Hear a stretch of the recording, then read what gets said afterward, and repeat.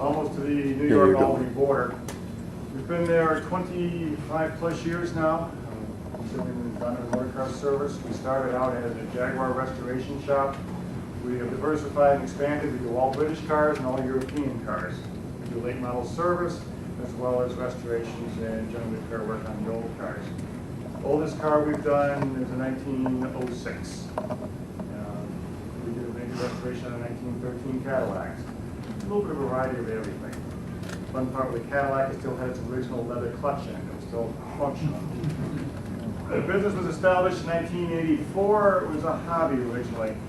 I was working in the defense business at General Electric. We were building transmissions and turret drive systems for our heavy vehicles, armored vehicles for the Army.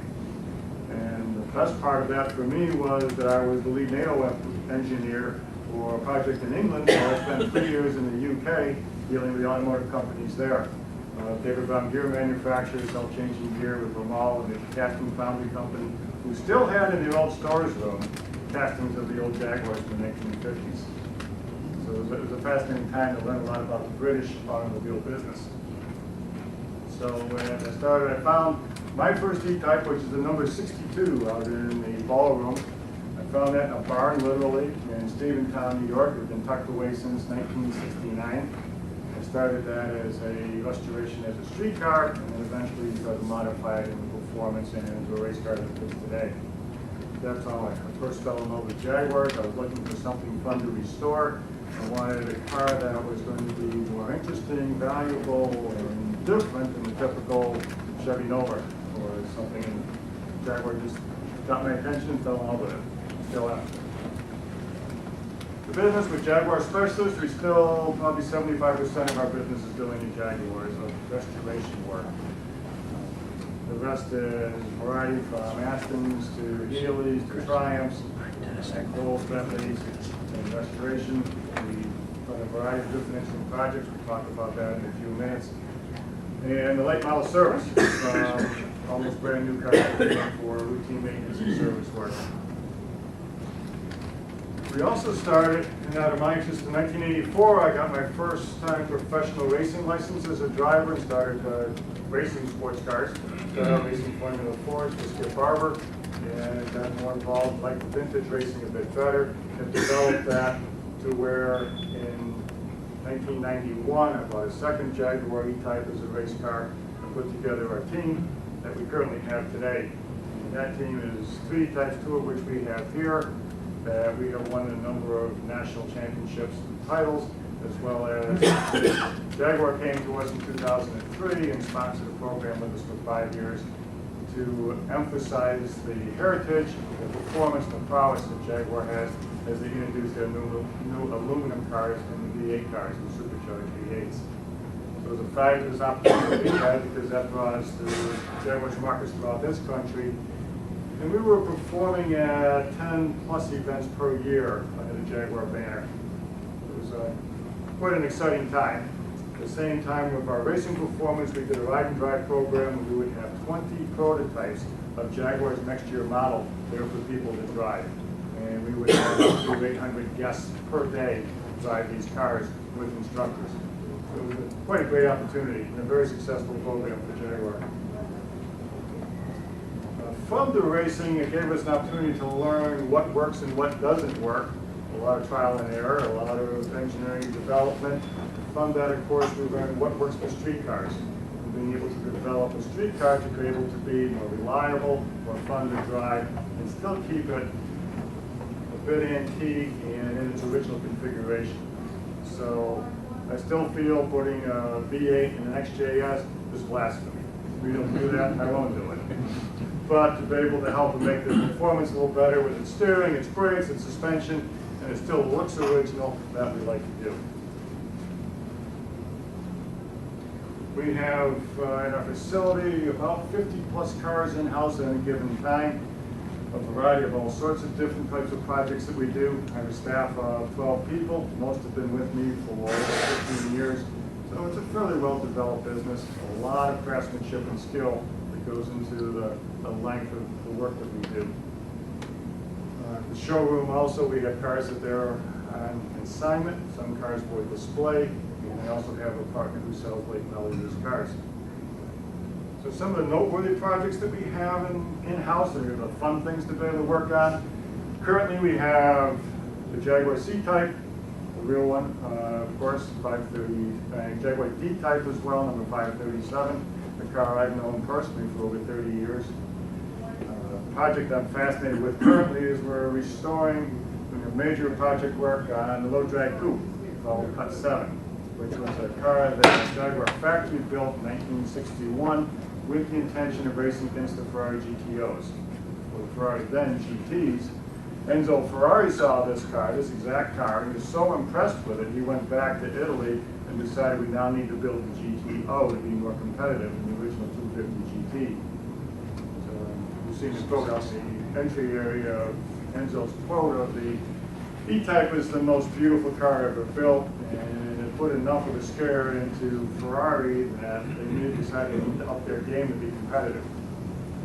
Jaguar never did decide to go competitive racing in the GT class in the 60s because the rules were changing. They were not sure that they would be as successful as they wanted to be after the D-Type success that they've had. So Cut 7 was kind of a stillborn car. It was built in 1961. It was made out of a light gauge steel roadster body and then immediately modified into a low drag hardtop, which is kind of a fastback style. I'm sure many of you have seen it in the books. It's an aluminum skin car, and then it stayed at the factory through 1963 as they developed the lightweight E-Types, the old aluminum 13 race cars that they built. So this Cut 7 has everything in it that lightweights have. It has the aluminum blocking still, 3.8. It has the fuel injection, Lucas mechanical fuel injection. It's got full suspension and brakes of the lightweight cars. And finally, after the lightweights were all built, Prothro was able to convince Jaguar to sell him the car, and he bought it at the end of '63 and began racing it in the '64 season. So for us, it's quite an honor to have one of the most historic and famous E-Type racers in the world at our shop to be able to work on. So it's quite a privilege for us. Other cars that we've done over the years, we've restored a number of Lister Jaguars, Lister Chevys. In particular, we did the 1959 Cunningham National Championship car. Did a full restoration on. We've done some Shelby's. In particular, we did one of Shelby's very first AC Bristol Cobra race cars. It was a race car that Shelby had built to use as a factory car. He then sold it through Ken Miles as lead driver to Bob Gage. It raced in FIA in Europe. Came back to the U.S. It raced SCCA. And then Shelby borrowed the car from the owner and drag raced it in 1966 and won 2 titles with the car. That was a car that we restored and maintained for a client of ours for over 15 years. We've done a number of Allards, we've done Cunninghams, we've done a Metro Rod Mustang project. So it's quite a different variety of different types of cars that we work on. Brian, from your perspective, what happened to the XJ13? Good point, because Jaguar still owes me for a fan belt I put in that car. And that was back in '92. The car is still active. It's part of the Jaguar Heritage Museum collection. It has been properly restored. It is now a well-performing car, and they take it out for special events for display. But it's the one and only XJ13 ever built. To here in this country, Jaguar has brought it out to Monterey for the 50th E-Type anniversary a couple of years ago, and they had it here back in '92 for a Jaguar feature for that event. That's the only 2 times I've seen it actually running here in the U.S. What stopped them from manufacturing more? Jaguar built that car in the competition department as kind of a side project where the official plan from Jaguar was not to go racing again. They were developing a new 12-cylinder engine and the concept of a rear engine car instead of a front engine. And it worked out very well. David Hobbs did most of the test driving with that car. There was a great article in the Jaguar World magazine about it recently. But official position from Jaguar was they were not willing to go make a commitment to go international racing again in FIA. So they did a series of tests with it. The car in 1968 unfortunately blew a tire at high-speed testing, and they rolled the car and destroyed it. And it was taken back to the factory competition department. It was left by itself for a number of years. It was eventually restored, but it never saw competition. It would have been fascinating if it had, because Ferrari then had built the LM250, and Ford was just developing, the Lola was developing the GT40. Yes. So it would have been very stiff competition. It was a fascinating car. Yeah.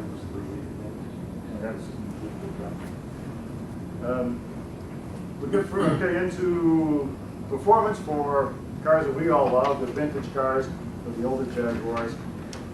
People come and they'll ask about it. We get a lot of phone calls about how can I make my car a little bit better. The first thing we always need to talk about is maintenance on your car. And most cars, when they come into the shop, are not performing up to the way they did originally or the way that they should be. So we will work with the customer on the maintenance is necessary to be able to get your car to be performing properly and be reliable. One way to explain this is you've got a wonderful car, you enjoy it, you want to be able to take your wife out to dinner, and you know if that car breaks down, you're not going to make it home. Your wife is not going to be happy. And we're not going to be able to do any work on the car, so we want to make sure the car is reliable, enjoyable, so you've got the confidence to take it out and run the car. We also hear from a lot of clients that they're concerned that these are old cars, they're not supposed to drive that well, they're supposed to kind of bounce around on the road. No, they're not. These were very high performance cars when they were built new. And today, the car is even 100% original, but in proper performance and maintenance, they are still a high performance car and should be a thrill to drive and very reliable. So a lot of the PR work, and a lot of what Dean does for me is explain to people that you should, if you want to be able to rely on your car and trust it and enjoy it and be able to drive it, and it should also perform properly. The brakes aren't supposed to leak. They are supposed to stop the car. And just because it's old doesn't mean that that's okay. So we'll go through this with the clients and explain that there's new ways of doing this. There's better technology today because it's been 50 years of engineering that's transpired. There's better materials today. So the car can be restored and be much better than it was originally. But still, we want to keep the car as original.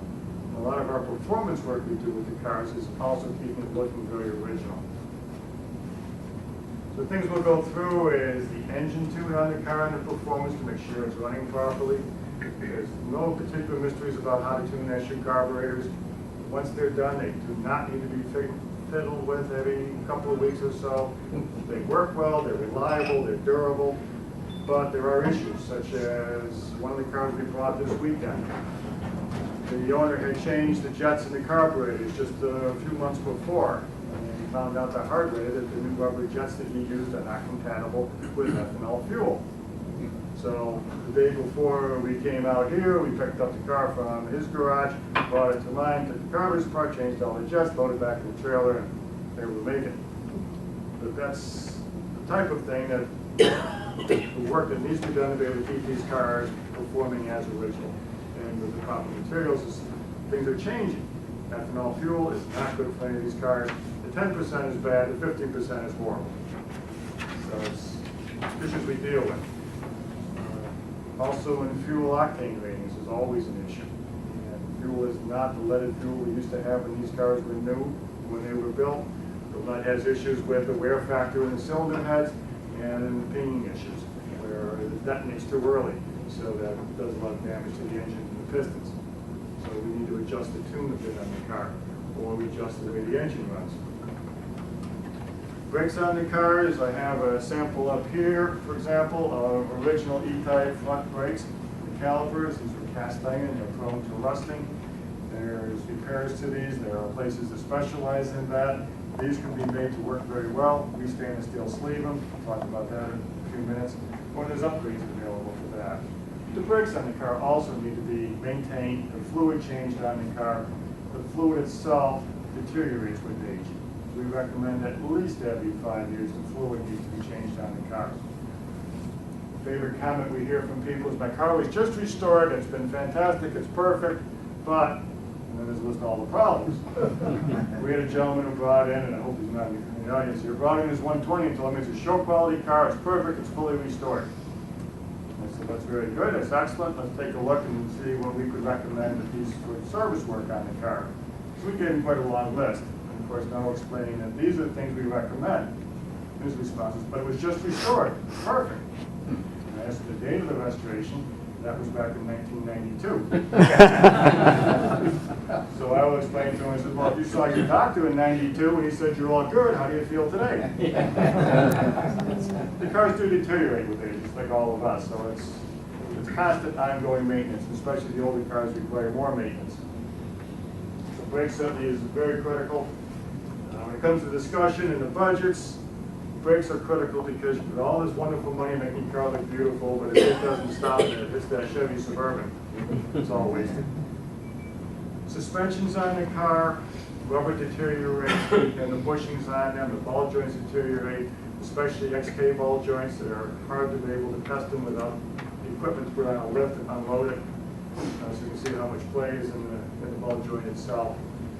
So we'll go through the car and look at brakes, the suspension, the drive line, wheels and tires throughout the car to make sure first everything is operating properly. Next thing that we'll look at the work that we're doing is at least 25%, maybe as much as 40% of the work that we do in our shop is what I call re-repairs or re-restorations. It's works that have been done at other shops that the customer in good faith is paid for, but it didn't work out well. When we come to us, we'll find something wasn't done right. We're either redoing a cylinder head, the valve job wasn't done properly, the carburation may not have been done right, brake work wasn't done properly, fluid put in it, seals are leaking or something, and it's good work, but it's also poor for everybody in the business because the customer is now frustrated because he's already spent the money someplace else to have the work done. Now he's having to pay a second time for the same work. Also, especially in today with the market booming, we warn our customers up front before we get started is if you're looking at cars to purchase, especially if you're going to auctions to purchase cars, be very, very cautious.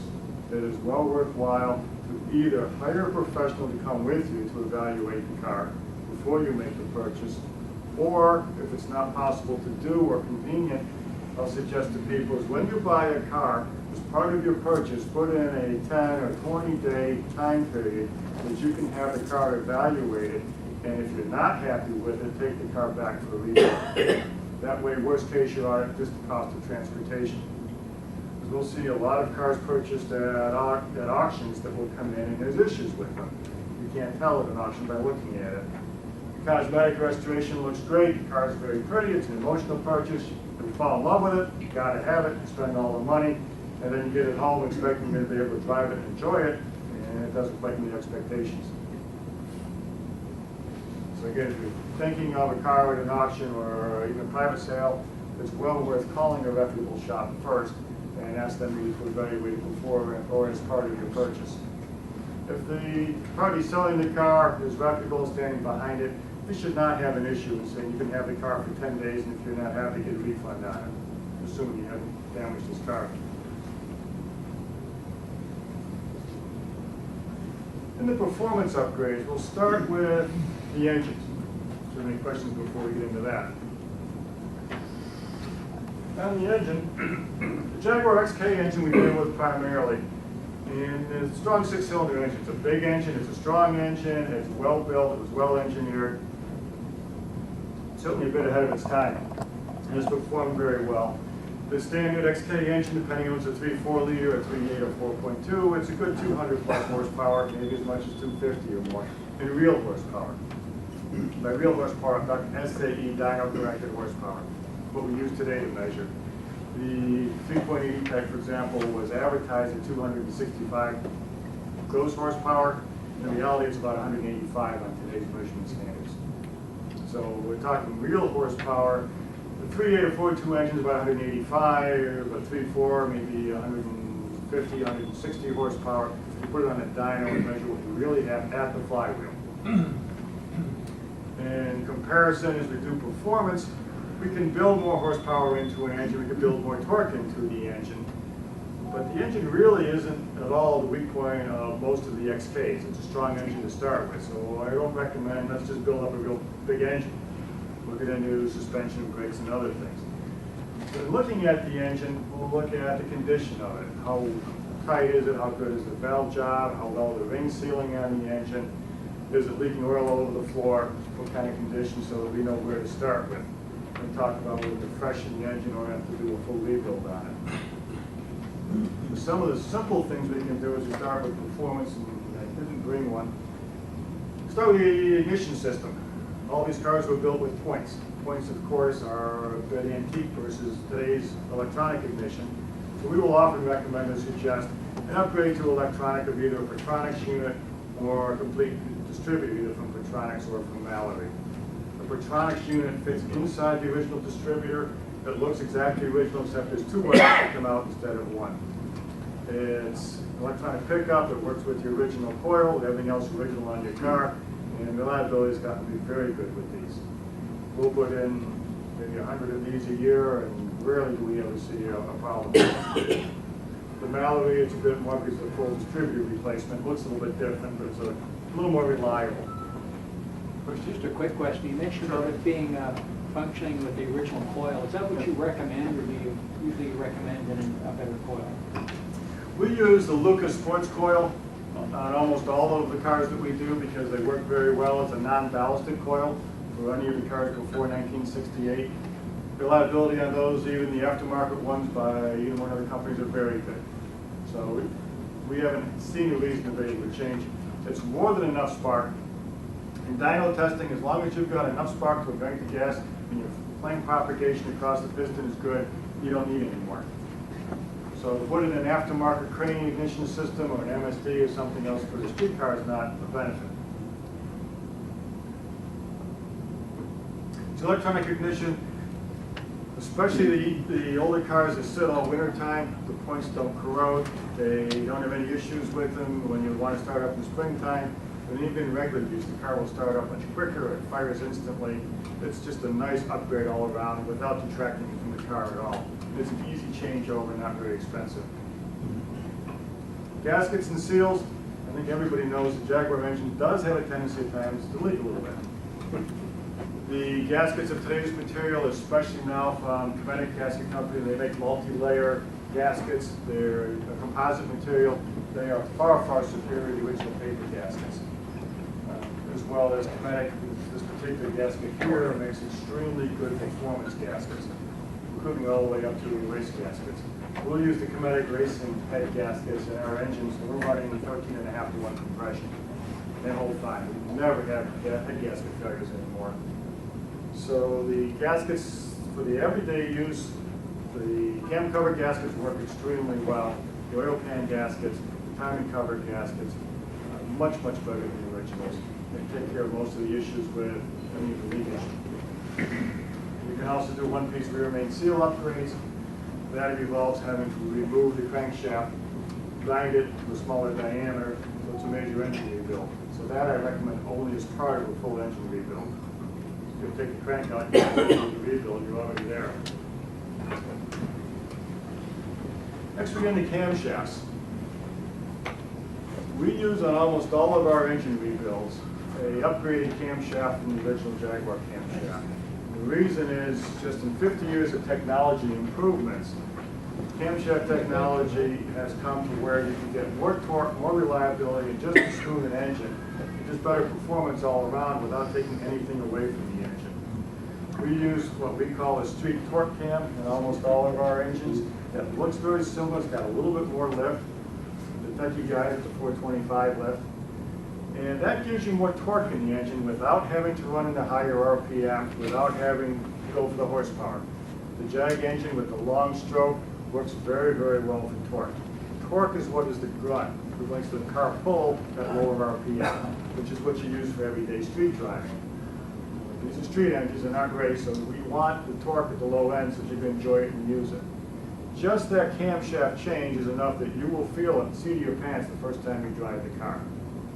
And the impact, cost-wise, about $600 for the set of cams to be able to replace your originals on exchange. It's just newer technology.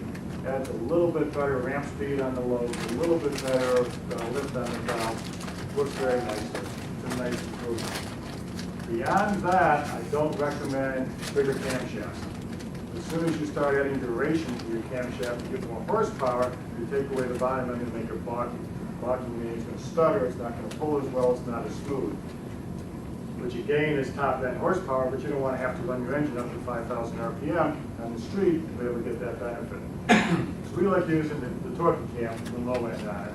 Works well all around. Carburetors, we get a lot of people call about Webers, SUs, and Strombergs. The earlier cars all came with SUs. SUs are easily rebuildable. The parts are entirely available for them, even back to the Sandcast SUs or the SUs on the SS100 that's out in the display room. Everything is available, good materials, jets have good rubber on them. I have nothing bad to say about SUs at all. Properly tuned, they're reliable, they'll stay well in tune and work very well. Strombergs, well, they were built for emission controls, and they'd like to say they suck. Not just there.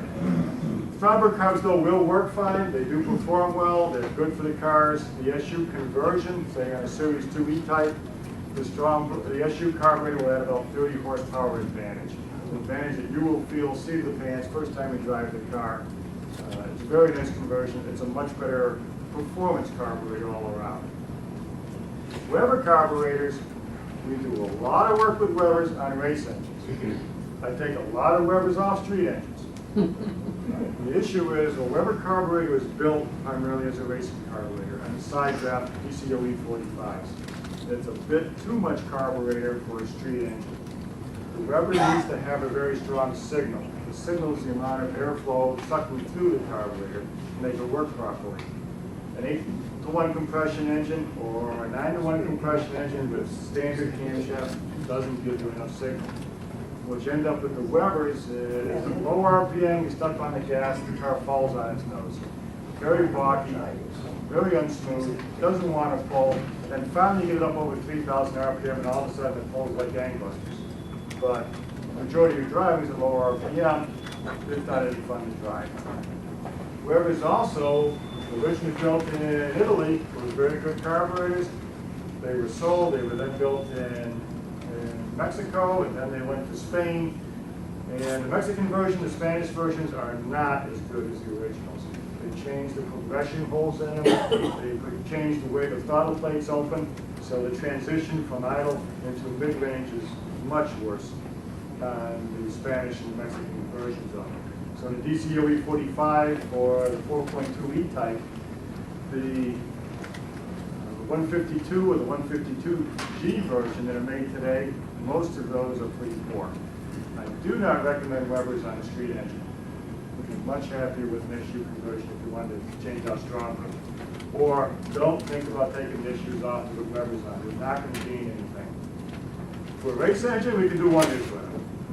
On our race engines, the cars we have on the showroom and real SAE corrected horsepower, those two cars out there are just a tad under 400 horsepower.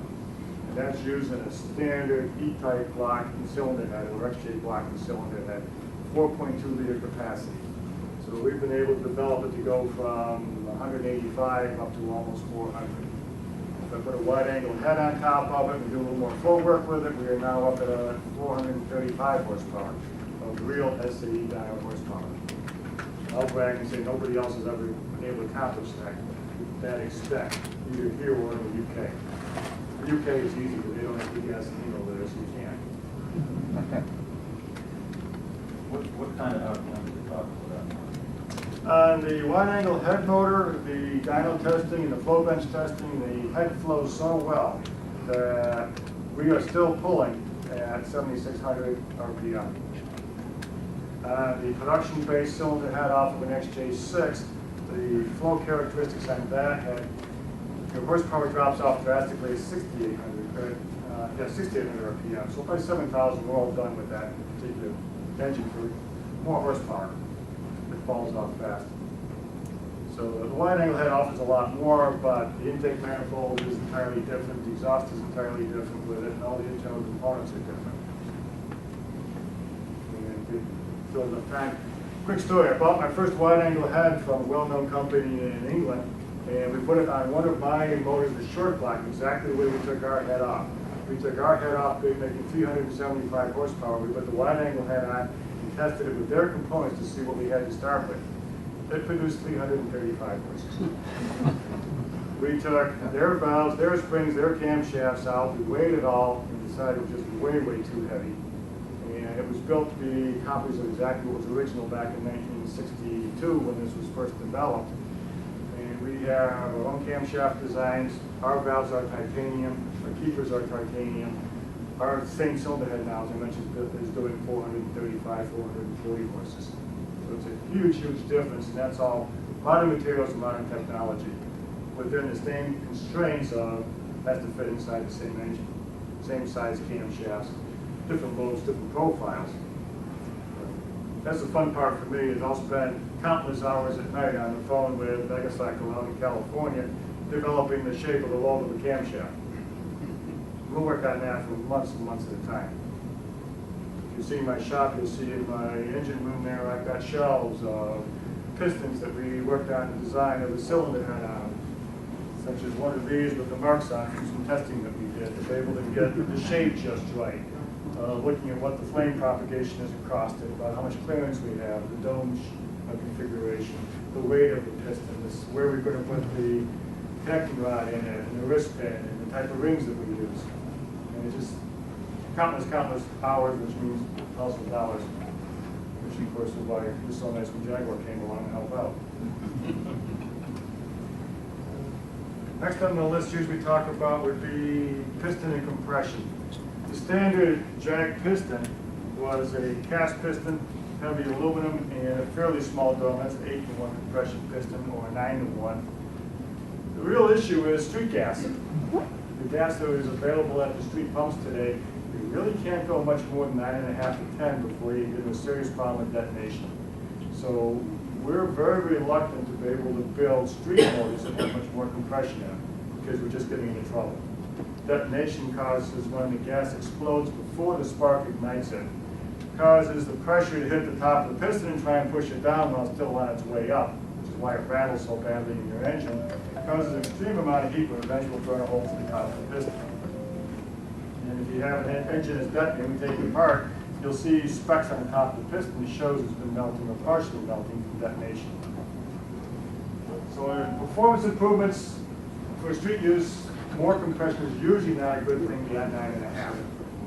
We do easy 9.5 to 3-4 for an XK engine or any type of engine. Got a question related to the old dome and the newer shaped systems. See if you had the same compression ratio of the shape on the system, what if any difference?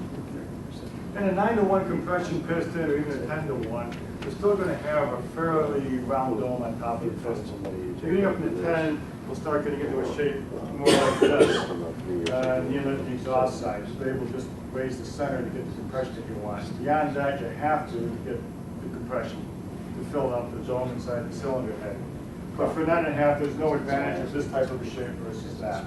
Yeah, okay. When you're getting up into the 12s and 11s, the shape of this, the pocket that gets cut into here to clear the valves, the corners, the edges, all of that becomes critical. We have. We'll spend a great deal of time on that. But again, for street engine, the round dome is fine. Okay. Aluminum flywheels is next on the list. The improvements involvement, benefit of an aluminum flywheel. There is a small advantage of aluminum flywheel for a street car, but it's not going to be something you're going to be able to feel in driving the car very easily. It's a small advantage. The issue is the crankshaft is 86 pounds by itself. You have some heavy pistons, connecting rods, and damper on the front. Saving 10 or 11 pounds in the weight of the flywheel is not going to make a big percentage improvement. It helps a little bit, but it's not a big deal. So if you're thinking of buying aluminum flywheels going to make your car faster, it's a minor improvement at best. Performance dampers on the front of the engine, you'll see a lot of these advertised. The damper really does its work when you get in the harmonics of the engine. The XK engine has severe harmonics up over, say, 6,000 RPM. But until you're up to the 6,000 range, it's not going to make much of an impact at all. So it's a little bit of a help, but it's not going to transform anything at all. And we'll recommend to people in an awful lot of discussions is people look at the catalogs, there's all these performance parts out there, and they say, it sounds great, let's go out and buy it. Some really work well, some do not. And we can tell you from our experience, a lot of them don't. some of them do, but there's an awful lot out there that really isn't going to be a benefit that you're going to see the enjoyment and be able to experience it. And of course, it all costs money, so we don't want to be wasting and throwing out the money on buying items that aren't going to help.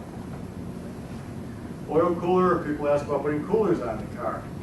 Oil cooler on the car will help if you're in extreme hot climates or if you're running the car real hard.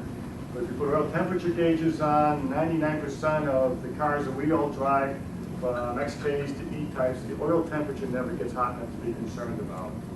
If we add a cooler to the car, it's a full flow cooler running oil through it all the time, it'll keep the oil level from getting warm enough to be able to keep the engine clean. So we don't recommend an oil cooler unless you've got a real hard ride in the car, if you're really pushing hard on the street, or if you're going to be doing some track use. Once you put the car on the track, it's a whole different game, and yes, you definitely need an oil cooler. By track use, I'll do a short commercial. The Empire Jaguar Club is having its annual track day at Lime Rock Park, May 30th and 31st this year. This has been an annual event from back in 1958.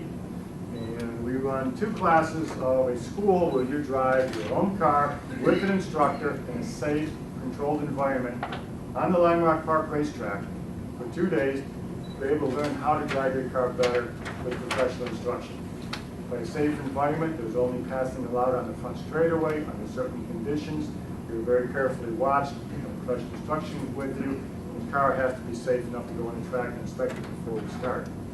If it's an open car, it does have to have a roll bar in it. If it's a closed car, you run without a bar. Does that apply to D-type replicas? We run, Jaguars get first choice of entries because they usually fill up. There are D-type replicas that come and run, which is very good. It does apply to replica, it also has to have a roll bar in it. Even an alloy turbo has to be cut up for.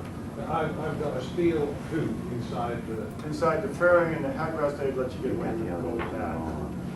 And I'm a little bit particular about it because I'm the reason the rule was made, because back in 1985 or 6 or so, I was instructing a driver in a 70 E-type Roadster, and it was a considerable course.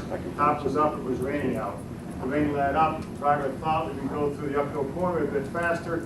We ended up upside down in that car with no roll bar, no protection, and we were extremely lucky that neither of us were killed. Windshield broke off, top broke off, and the full car was upside down on top of us in the mud with the fuel running out of the gas tank and the engine still running. So it wasn't a good day.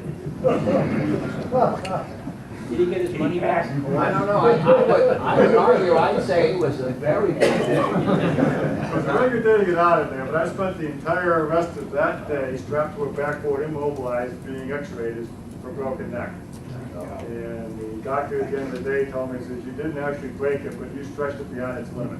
And I still feel that today. The next big change we often talk about is 5-speed transmissions.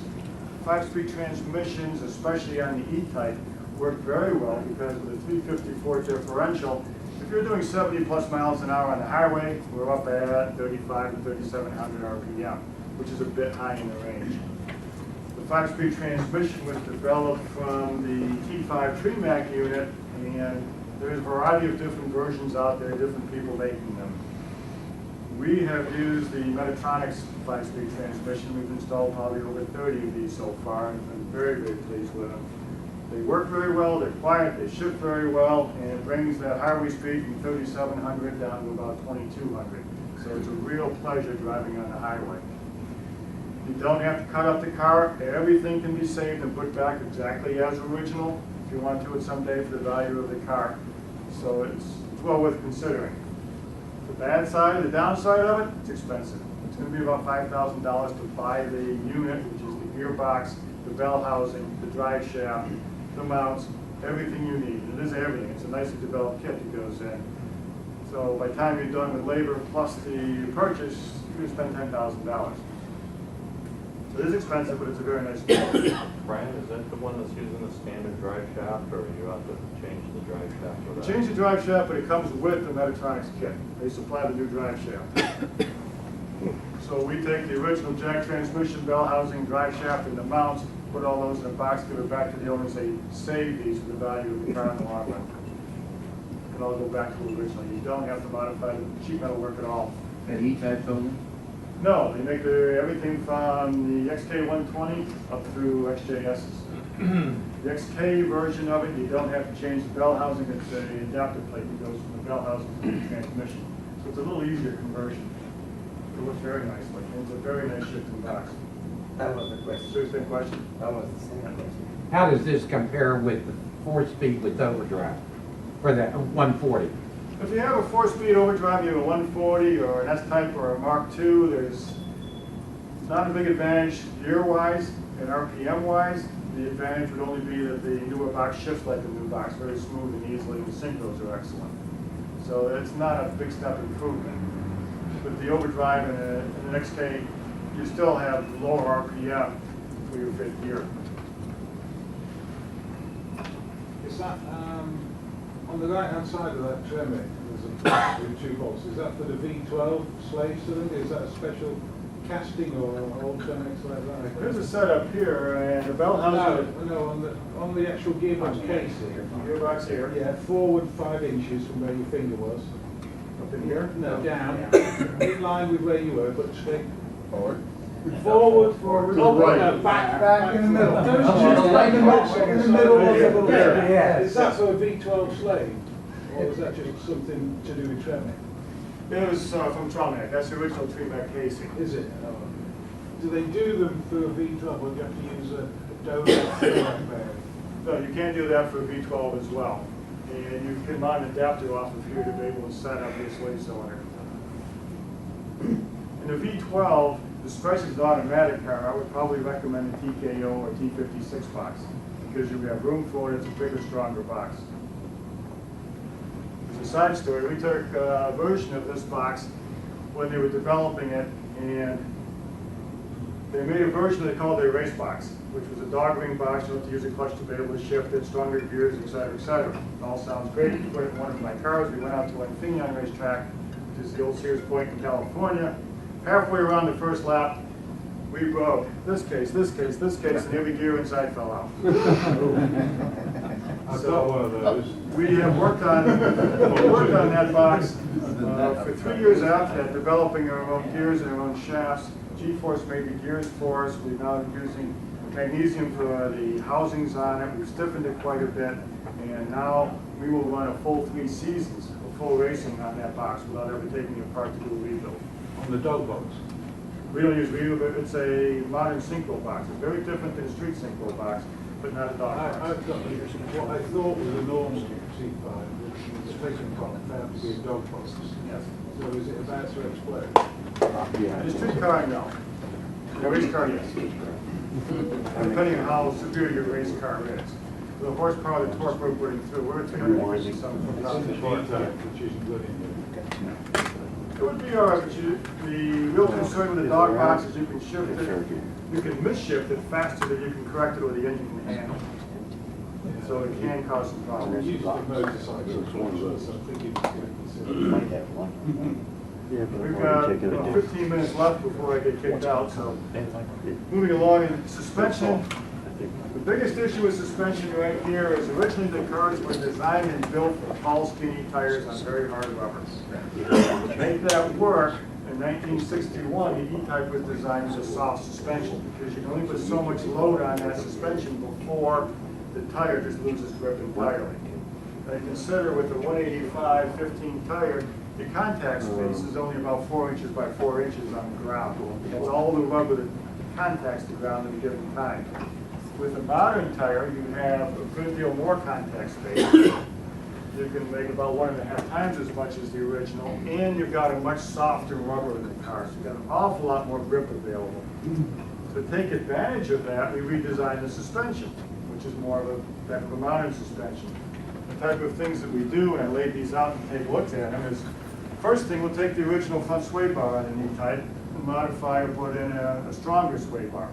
It looks very similar to the original, just a little bit bigger in diameter. The sway bar takes the roll out of the car, so the corner of the car is not going to lean as much. We've got the tire to be able to handle that. The tire will react quickly, The car stays much more flat and level, more like a modern car. We'll change the steering rack mounts from a standard rubber mount to a poly mount. All these are easily available from the suppliers who are here this weekend. That will make the steering reaction much tighter, so that when you turn the wheel a little bit, the car reacts to it. On an XJ, XJ6, or XJS, the original mounts were in rubber. We'll use a poly mount. If you've driven an older XJ6, for example, you turn the wheel and you wait, and then it starts to turn on. With the poly mount, it'll turn right away and give you a very good reaction, very good feedback. The rubber just gets soft with age. The poly is much better. We use poly versus a solid aluminum block or solid steel because you don't want the feedback from every bump in the road vibrating your steering wheel. So it's a very common upgrade that's done with the cars. All of the suspension mounts from the stock original rubber are now available in either a harder rubber or in a poly, all which works very well for a street car. Sway bar mounts, we can upgrade the poly as well. And then the suspension and the torsion bars. Original E-type torsion bar, an upgraded bar. Bigger diameter, and a little bit stiffer. Torsion bar is equivalent to the spring on the car. Same as on a Mark II sedan or an XK, we can change the spring rates on the car. And knowing how much to change it, of course, is the key, or how big or how small of a bar to put in. What we can do is take a E-type, and one of the great examples is a maroon E-type 66 that we restored that Ken Lloyd now owns. That if you had the opportunity of driving that car, excuse me, Ken, I'm not telling everybody to drive it, but if you did, you'll find that car has incredibly good road manners compared to what it originally was. It's just a pleasure to drive, very responsive, very solid footing, very confidence-building car to be able to drive. Torsion bars are available in different sizes to use for street, all the way up to a full race. The brakes on the car can also be improved greatly. The original brakes were solid rotors. This is a 1/2-inch thick solid rotor that was used on a 65 and up E-type on the front. The 3.8s were only 3/8 of an inch thick. At Lime Rock Park in a club event, I can tell you from experience, about 4 laps into it, and in a 62 E-type, these are glowing bright red. And they don't work very well. The original calipers, such as these, which we are stainless steel sleeve and rebuilt, has a very small pad in them. They'll work well on a street car, but if you're going to be running it hard, there's nice upgrades. This is a Cooper Craft caliper. It's a much bigger pad, a bigger unit. It's cast iron. It's very strong. They make a rotor that goes with it, which is similar to this. Is an XJ rotor. It's a vented rotor. It will withstand an awful lot more heat. So much so I can use these rotors on our race cars, and they will work. There's improvements that can be made. I said for a while because on our race cars we have these heat-treated, stress-relieved, gas vented, and they're made by people that make just brake rotors for race cars because we put them through extreme use. For these kits, and I will talk a bit about Willwood kits versus the Cooper Craft. Willwood is very common. You'll see a lot of these in the catalogs available as an easy conversion. Willwood makes them in aluminum. There's different types. There's the cast aluminum. There's billet aluminum. The billets are fairly good, but almost all of our experience with Willwood calipers is you'll know immediately because the pedal is very soft. The caliper just isn't strong enough, the aluminum, and it opens up this way when you put the pressure on. And as that opens up, it takes more pressure to push the pad back in, which gives you a longer travel and a spongy pedal. We don't use the aluminum calipers at all, especially on street cars. You can buy a really good quality aluminum caliper from AP Racing or Willwood's racing calipers, but we like the cast iron better. They're just much more reliable, much better pedal feel to it. In our racing, we're required by the rules to run Jaguar calipers. We run the Series 2 E-type calipers. They work great. There are no issues with them. And what about the rear cradle mounts? This is an upgrade. These are rear cradle mounts upgraded with poly. When you get in the hard durometer, they work very well. It was a good question because we'll move right over to the rear suspension. This little show and tell piece is a rear suspension from a 66 E-type project car that we're doing for a client. He's going to use this as a high-performance street car. And we brought this to show some of the changes we make. The biggest change are the brakes. This has vented rear rotors in it. It has bigger XJ calipers. Still has the handbrake on it. These rotors we have made, You'll find that many of the suppliers don't have these available anymore because the company who made these is in New Zealand and stopped making them. They are available. This offers a great deal more braking ability on the back of the car if you're going to be running the car real hard. If normal street driving, the solids back here still work fine. The issue is all this heat from the brakes is right next to your differential, which is producing all of its own heat. And it's hard to get much ventilation in there. So the rotor's invented as a much nicer upgrade. This also, we changed the differential ratio on this car from a 354 to a 377.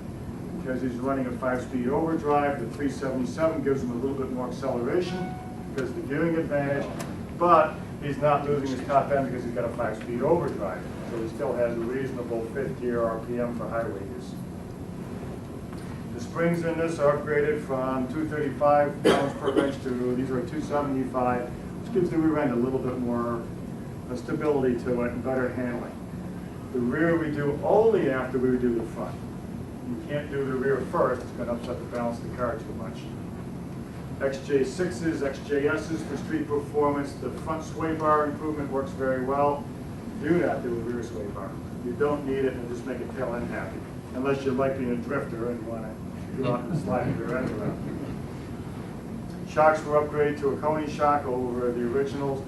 It's a nice improvement, gives the car a little bit more of a sporty feel to it. This particular car is running solid wheels on the outside, cast aluminum Dunlop wheels. And then the whole unit was powder coated, makes it look quite attractive and durable. In the back is a thinned aluminum cover, which is made by a hot rod company.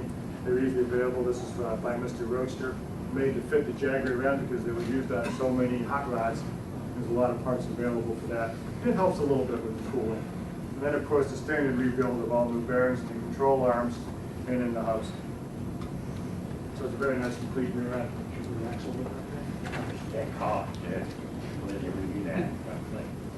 This with the upgrade, a normal full rebuild on one of these, on the car, keeping them in the standard, 100% rebuild, including the differential, it's about $4,500. With the additions that you put in here, probably another couple thousand.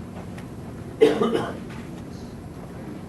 a shiny plate in the center of the caliper. Yes, The original calipers from 1960. exactly. These are original caliper off of the Series 2 E-Type up through the XJs with a spacer in here to widen those out to fit the wider vented rotor. Occupies the same dimension, or is it, It's- something else about mounting? The mounting on the differential is the same. The early differentials, you may have to grind a little bit of clearance in here to get the mounting bolts to fall in place properly. It moves the outer half of the caliper out, which is where the rotor is widened going outward, so it all works together. The drive shaft doesn't change because the top hat in the center is the same thickness as the original solid rotor, so it's not moving the drive shaft out at all.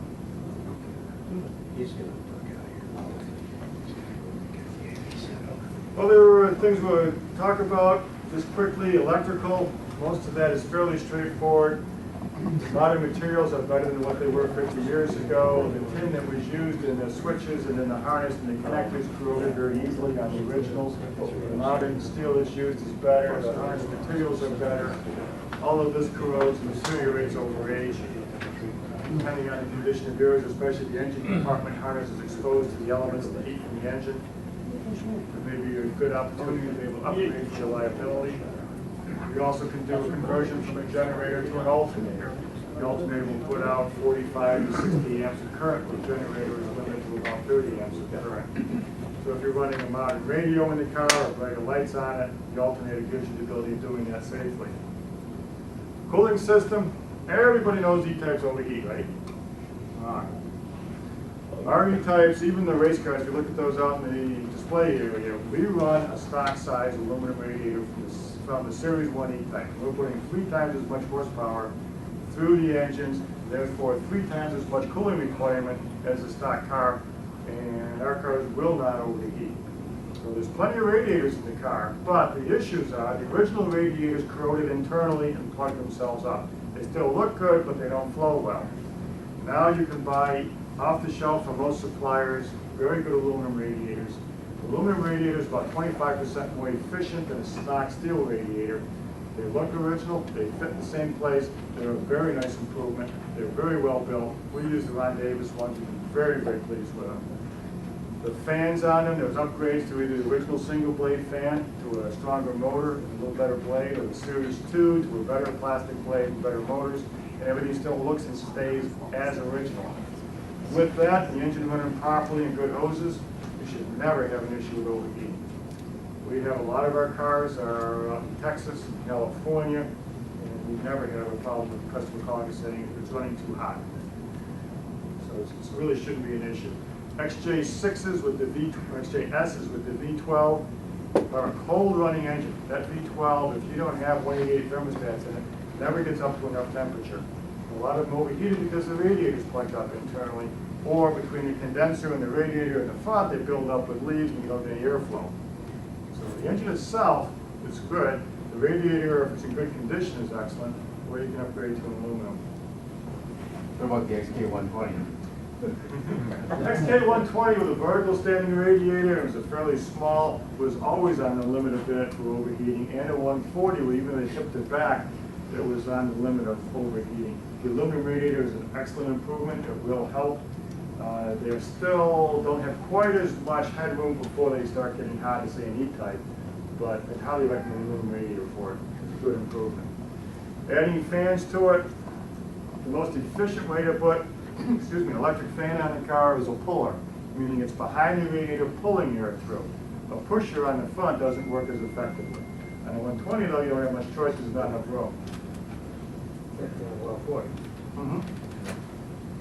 Exactly. What are your feelings regarding this waterless coolant? Waterless coolant. And I'm talking about either 120, 140. Waterless coolant, and primarily the product is made by Evans Cooling System in Connecticut. They developed that for SCCA Trans Am race cars. It works very effectively and it doesn't require any pressurizing. It doesn't build up pressure like water does as it expands. And it works efficiently. The downside to it, when they came to us, we were testing, is that the flow rates were different. So we needed bigger tubes in the radiator, we needed a much slower water pump. So we've never converted to that. So if you're thinking of it for your car, beware that you have to slow down the water pump considerably and you may have to use a different style radiator. So I'm out of time. Just briefly, if there are any further questions or afterwards, I'll be out at our table. After talk, we're here for the weekend. Can you recommend a fuel additive to compensate for today's ethylene garbage?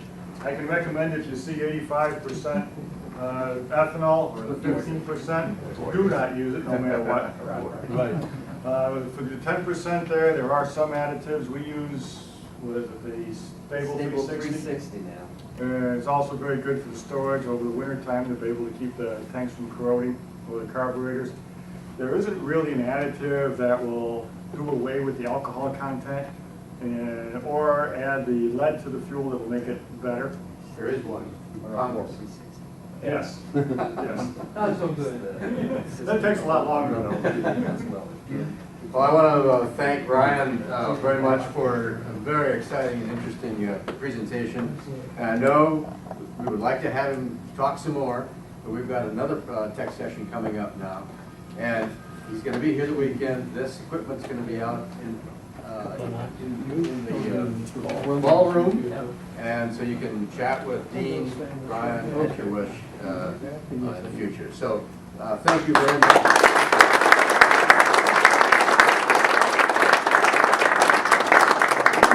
So we got our next tech session will be starting as soon as we can change over the computers and add some more chairs.